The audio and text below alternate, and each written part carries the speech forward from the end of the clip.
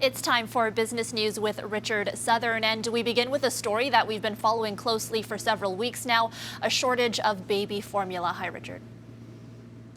Hey, Erica, good to see you. Yeah, we've seen many shortages lately amid the supply chain issues we've been having.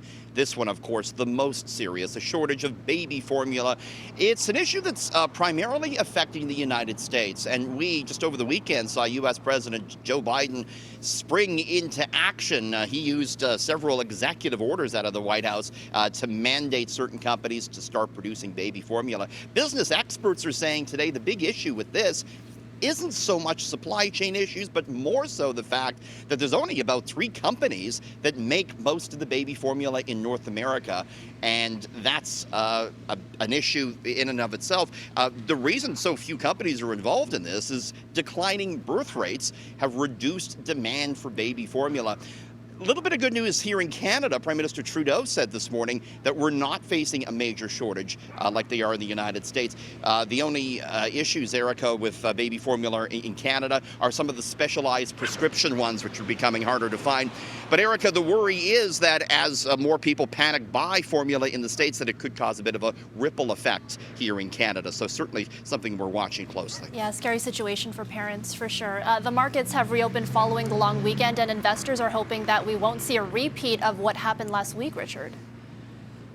Yeah, for a couple of weeks now, we've been seeing a big sell-off on stock markets, Erica. Yesterday, Bay Street was closed for the Victoria Day holiday, and Wall Street had a great day on Monday. Big rallies for the Dow and the NASDAQ.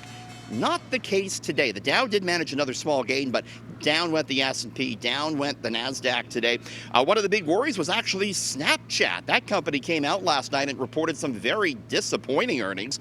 That sparked concern among investors about the economy and advertising spending. That's a company that relies heavily, of course, on ad dollars. And as a result, we saw Snapchat stocks fall today in the order of some 40%. It also dragged down other social media and other technology companies that rely heavily on advertising dollars like Facebook and Google.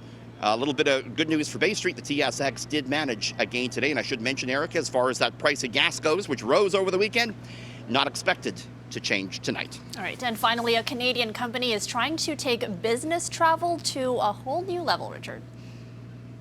Erica, if you win the 649 this week, maybe you can buy one of these things. Bombardier is rolling out a brand new swanky business jet, and it is called the Global 8000. And this bad boy can go further than any other business jet and faster than any other business jet. It can fly more than 14,800 kilometers on a single tank of gas.